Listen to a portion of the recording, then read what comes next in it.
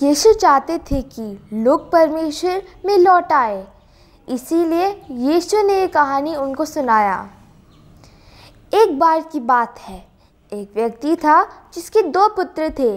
उसके छोटे पुत्र ने कहा, पिताजी मुझे मेरे हिस्से का धन दे दीजिए।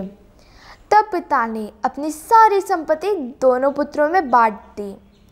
कुछ दिन पश्चात छोटे पुत्र ने अपनी सारी संपत्ति बचाकर घर छोड़कर चला गया और बहुत दूर चला गया, जहाँ पे वो बड़ी मूर्खता से अपना सारा धन नष्ट कर लिया।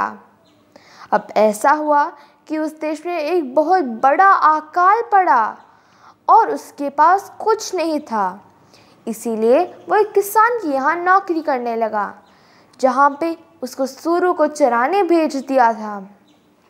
उसे इतनी भूख लगती थी कि उसका मन करता कि वह सूरों का भोजन खा ले, परंतु कोई उसको कुछ नहीं देता।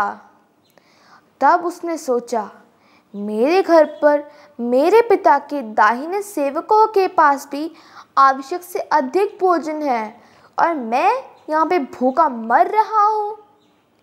मैं अपने पिता के पास जाऊँगा और उनसे कहूँगा, पिताजी मैंने परमेश्वर और आपके विरुद्ध पाप किया है। मैं आपका पुत्र कहलाने का योग्य नहीं हूँ। मुझे आपके सेवकों के समान रख दीजिए। फिर वो अपने घर लौटा। जब वो अपने घर से कुछ दूरी पर ही था, उसके पिता ने उसको देख लिया और पुत्र की इस अवस्था देखकर उसको बहुत दुख हुआ। वह दौड़ा, वह अपने पुत्र के दाहिने गाल पर चुंबन दिया और पुत्र ने कहा, पिताजी मैंने परमेश्वर और आपके विरुद्ध पाप किया है। मैं आपका पुत्र कहलाने का योग्य नहीं हूँ। मुझे आपके सेवकों के समान रख दीजिए। परंतु पिता ने अपने सेवकों से कहा, जल्दी करो, जल्दी से जल्दी कपड़े लाओ और इसे पहनाओ।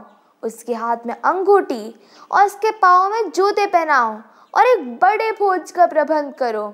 हम आनंद मनाएंगे। फिर पिता कहते हैं, मैंने सोचा था कि मेरा पुत्र मर गया है, पर वो जी उठा है। वो खो गया था और वो अब मिल गया है। आओ हम आनंद मनाएं। उसी समय बड़ा पुत्र खेत से लौट आ रहा था और जब उसने नाचने और गाने का आवाज़ सुना, उसने एक सेवक को बुलाकर पूछा, ये क्या चल रहा है? तब सेवक ने कहा, आपका भाई सुरक्षित घर लौट आया है, इसीलिए आपके पिता ने एक बड़े भोज का प्रबंध किया था। ये सुनकर वो बहुत क्रोधित हुआ और वो घर के भीतर अंदर भी नहीं गया। जब उसके पिता ने उसको स्वागत करने के लिए आया, तब उसने कहा, पिताजी मैं इतने वर्ष से आपके एक सेवक के समान काम करता हूँ, पर आपने मुझे क्या दिया? एक बकरी भी नहीं। पर पिता ने उसको उत्तर दिया, मेरे पुत्र तुम सदा मेरे साथ हो और जो कुछ मेरा है वह तेरा है। परंतु तुम्हारा भाई मर गया था, पर वो जीवित लौट आया है। वो खो गया था और वह मिल गया है। इसीलिए हमें हमारा आनंद प्रकट करना चाहिए। मेरे प्रिय भाइयों और बहनों, परमेश्वर इस कहानी में पिता के समान है।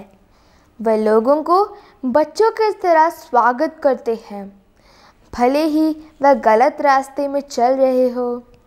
आमीन।